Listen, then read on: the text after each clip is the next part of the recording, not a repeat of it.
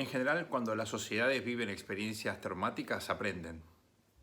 Ustedes habrán visto, por ejemplo, que países como Alemania, Perú, Bolivia, incluso Chile, que tuvieron experiencias de alta inflación o incluso de hiperinflación, luego crearon instituciones muy rígidas, muy sólidas para evitar pasar por situaciones tan severas. La Argentina parecía que había logrado un consenso en esa materia en la década del 90, incluso los primeros años de este siglo. Y sin embargo, a partir del año 2006 comenzamos otra vez a meternos en ese laberinto ridículo del financiamiento inflacionario, el déficit fiscal, y terminamos ahora en las típicas crisis que Argentina tenía antes de la hiperinflación de 1989-1990. En la columna de La Nación de hoy justamente, reflexiono sobre esta cuestión, esta costumbre argentina de repetir sistemáticamente los mismos errores, de pasar siempre por circunstancias parecidas.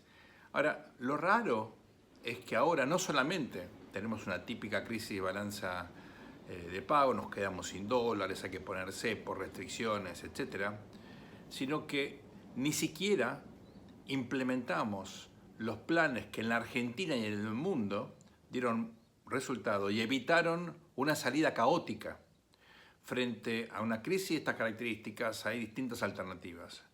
Una es implementar un plan de estabilización, como en Argentina hicimos en la época del Plan Austral o luego la convertibilidad, que lo que trata es de recrear la confianza, generar anclas que de alguna manera den certidumbre respecto del futuro de corto, de mediano plazo, de a poquito ir normalizando la situación y, por supuesto, ganar tiempo para hacer reformas más serias, que agreguen competitividad, que resuelvan situaciones regulatorias muy rígidas, por ejemplo, la cuestión laboral en la Argentina, que desalienta la creación de empleo. Uno soluciona un problema, gana tiempo como para hacer las cosas bien. En la Argentina solucionamos el problema, ganamos tiempo, hicimos las cosas mal.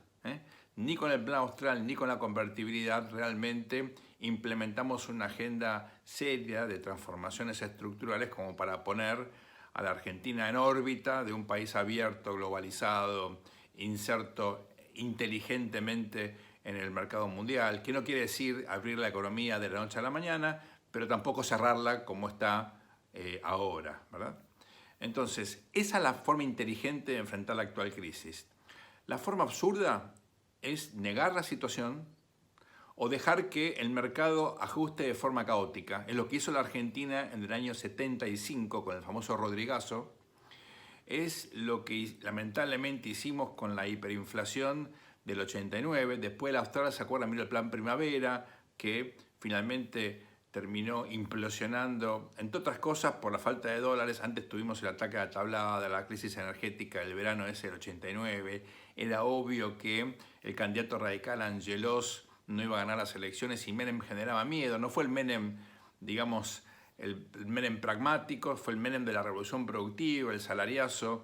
Estaba la sensación de que se iba todo al diablo y bueno, la gente entonces corrió, sacó la plata, digamos, hubo una corrida cambiaria, también bancaria, y el Banco Central no aguantó y vino entonces la hiperinflación. Esa resolución caótica de las crisis, como fue el 2001, lo que generan son umbrales enormes de pobreza y desigualdad, destrucción de confianza y debilitamiento político. Y esto es lo significativo, porque el gobierno del presidente Alberto Fernández, al no hacer las cosas bien, al no aprender de la experiencia argentina, de la experiencia brasileña con el Plan Cruzado, miren, hay 50 planes de estabilización de los cuales se puede aprender, por lo menos. Ignorar esa literatura es como ignorar la penicilina o la ley de gravedad.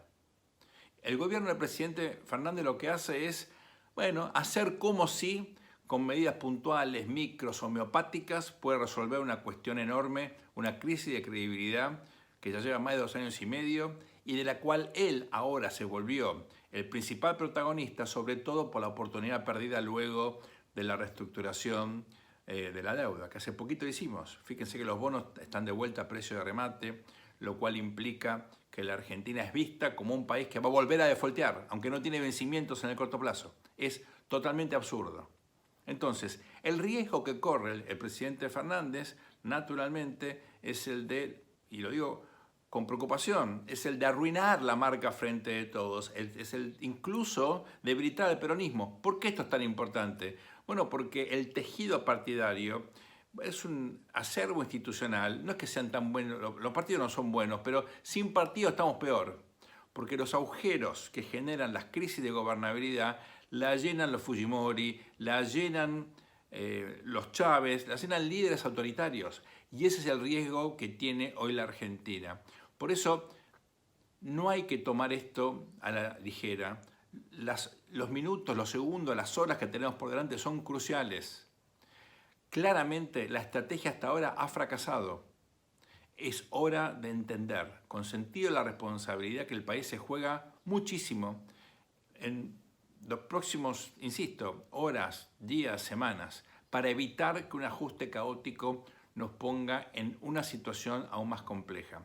Hay un vacío de estatalidad en la Argentina, un Estado que no sirve para nada y encima ahora está involucrado en tomas de tierras, en apoyo a grupos supuestamente de pueblos originarios que también tienen reclamos muchas veces violentos.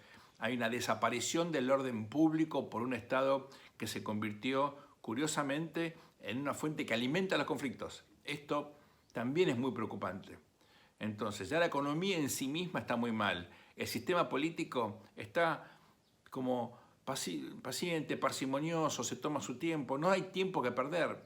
Necesitamos un sentido de urgencia, que los políticos que están en responsabilidades ejecutivas ahora entiendan que el tiempo es oro y que no pueden dejar que emerjan pequeños grupos que generen dudas respecto de quién efectivamente ejerce la autoridad, que generen dudas respecto a los derechos de propiedad, porque lo único que necesitamos ahora es que haya algún hecho de violencia que efectivamente precipite situaciones aún más caóticas. Necesitamos realmente simplemente mirar la experiencia argentina, mirar la experiencia internacional, llamar a gente con sentido común y con experiencia y darle orden, un sentido, una dirección clara a un proceso que de otro modo puede entrar en una especie de aceleración con escenarios potencialmente caóticos. Ojalá lo podamos evitar.